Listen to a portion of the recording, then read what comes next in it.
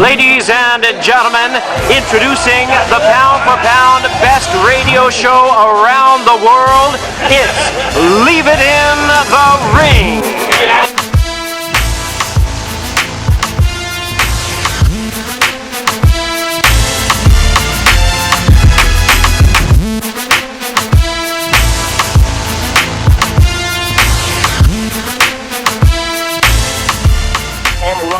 Mr. Nonito Donaire, man, are you on the line?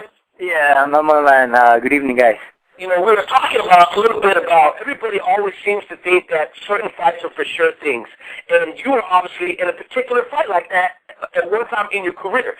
Many people have thought Nonito's got to be a little crazy stepping in with the Raging Bull because everybody thought for sure you're going to lose this fight. And I think you could fall in that trend of saying, look, there's no such thing as for sure or impossible in boxing. You were proving that, right? Oh, yeah, definitely. That definitely is the thing. I mean, you had Hagler, Duran, Leonard, Hearns, things. You keep going back. It's different fight, different style, and that's what it is with boxing. It's something that you can't, people and experts will always say this and this and that, but sometimes the outcome will be different, and that's what life is, and that's what boxing is all about, and that's why it's exciting when you put one of the best fighters together, and then people will say what they know, but when you're in there, it's like sparring. When you spar, it's different. When you fight, it's even different than going in there. So, no, it's nothing for sure. That's one thing that I know. You're one of the pound for pound best fighters out there. There's been rumors there's a possible rematch, and it's a fight that you've been asking for with Vic. Is there any truth to that? Right now, there's a lot of truth into that because my manager and Cameron Duncan and Gary Shaw have been talking for a Showtime bout, I think, for June, and they're trying to negotiate things, and you know how it goes. I mean, that's really out of the boxer's hand, but we're willing to make it happen. I mean, ever since 2007, we wanted the rematch. Because he's been saying he was lucky. And you know what? I'm here to prove it. I'm not here to back out or avoid anybody. I mean, he's made his name. He's made his mark on the 115, and he's beaten top guys in 115. So I'm here. I'm going up in this weight, and whenever they want to mix it up. But there's a lot of truth into the negotiation for Darchinyan and Donaire too.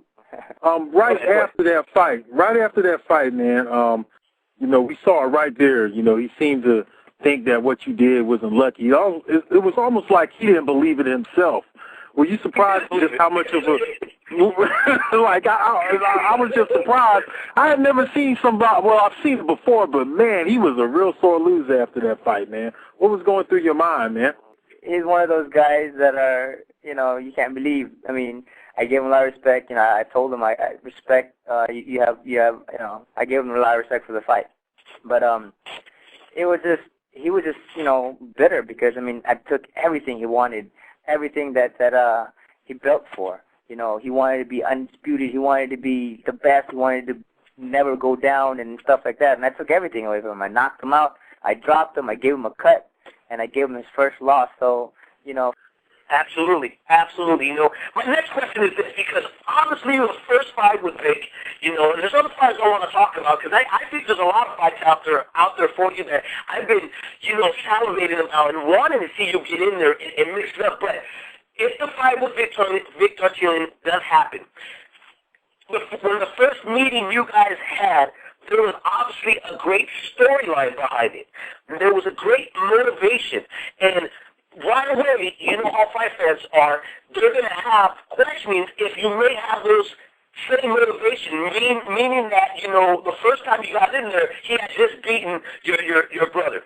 You had a lot of emotions going in because not only he beat your brother, but it seemed that the Filipino community was not completely behind you in this fight. After you defeated him, your emotions exploded. Is it going to be the same motivation stepping in with Vic Darchinyan, or could it be one of those impossibles we were just talking about in the beginning of this interview? Well, it's hard to say because for me, there's a different motivation definitely for this fight, and that's to prove, to myself that I belong in this pound-for-pound ranking.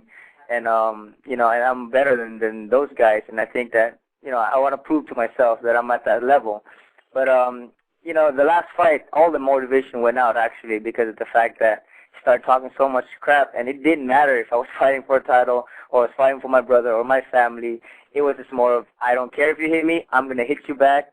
Actually, that's all I could think about. It didn't even matter if I win or not. I just want to hit him. And you know, he angered me to that point where I didn't care of anything but just hitting him. And I think actually when he got dropped, you can see in the corner, I wanted him to get up. And then when I realized he wasn't able to get up, that's when I started going crazy. Because in my mind, you know, I was like, I'm a world champion now. So I started running and just, you know, like a lunatic. I was just going around, and you know, after I realized, but in my head before that, I was just get up. I want to, you know, I don't want to say to kill, because kill is kind of too much of an intent, but you know, I want to destroy him. I want to hit him some more. He posted up that there might be a possible Brian Valerio, the Hawaiian puncher, a Filipino descent. Is that something you're interested in? And do you think that his headline for that was, are Filipinos ready for two Filipino warriors to get in the ring? Well, I think that, you know, it comes down to a business standpoint, you know. But you know, they got to make it to 115. If I'm not going back down to 112, that's all I'm saying. You know, right. I want to go up. So if you want to make it happen, I mean, right here, I've never denied anybody. I've never denied anybody. But one thing is that when he's fighting and I'm watching, I give him support. You know, but aside from that, you're right. It's a business is a business, Nonito. But really, heart for heart, do you really want to fight him? I mean, do you see there's a reason to fight him right now? You know, for me, my honest opinion, I think I would rather go with Montiel. You know, I want to get that WBO championship. Fighting Montiel or Yanni Perez or those two guys, I mean, it's not a hidden secret, but the rivalry between Filipinos and Hispanics is huge at this moment, and why not take advantage of those type of fights? Exactly. I totally agree with that. And, you know, with that is because of pride of each nation. I mean, we don't try to kill each other in there. You know, it's the best, whoever the best man win. But it's hot because of the fact that, you know, it's pride, and everybody has that pride for their country, for the love for their country and for their man. So, you know, everybody gathers and you know, we support whoever we want to support, you know, whoever we are or whoever we feel that we are. So that's one thing that makes the rivalry between Filipino or Latinos or Mexicans in Puerto Rico or, you know, stuff like that. So that's the beauty of boxing. That's the beauty of fighters, that, you know, you could pit fighters around the world with another fighters around the world. So, you know, it's beautiful. That's what it's called. Jose Travieso, he's been calling you out. Is that a particular name you would, if you can't get any of those other guys at this moment, would you want to fight the Lollipop Kid? Is that a fight you'd be interested in? You know, with Arce, me and him are good friends. You know, we always see each other, we always give respect to each other, and we always laugh, stuff like that. And you know, when it comes down to that, I mean, I think that it'll all be business. Arce is a big name and big crowd pleaser. So, you know, it's something that maybe Mexico will want to see.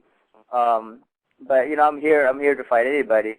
But, you know, like I said, he clowns with me all the time. He clowns with me, calls me out, and he tells me to call him out.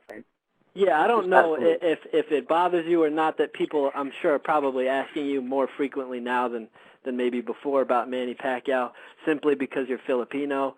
I hope that doesn't bother you that I'm going to ask you to comment on his whole situation now. I could understand how that might be annoying, but at the same time, I think most of our listeners are expecting you to comment on that. Yeah, and what I always say is that, you know, they're just playing the game. I mean, you know, Mayweather's just playing his game, maybe Manny's playing that game. So, I mean, people might look at it differently, but you never know what goes on into the thing. But one thing is for sure is hyping both of them, you know, and one way or another, when money talks, you know, money will talk, and these guys will go in that ring. So eventually it'll happen, but one thing right now, I feel that they're just playing games. I'm going to put you in the spot right quick, man. I heard that you could sing, man. Go ahead and bust us a note real quick, man. Oh, no, man. I'm good with singing, man. I heard you got some skills, bro. That's just what I heard. I don't know. So just let's see what's up. Well, I don't want me to go over here. Go for it, brother. Oh my God, you serious? Hey, man. but just a quick note, just to give us a sample. All right. Just for you guys. All right. 12 o'clock on the dot, I'm in my drop top, cruising the street. I got a real pretty little thing that's waiting for me. I'm all dancing over here, but whatever. You gave me all blushy, man. You gave me my blushy move over here, man. Hey, I'm on moving my legs. Can you stop that? I didn't even touch that, dog. I didn't even touch that, but let me tell you this. This is the first time I'm leaving the ring. We had both fighters. We had Snooki Joe Frazier on just a little while ago, Nonito, and he was singing too. You know, we got you singing. There you go, see?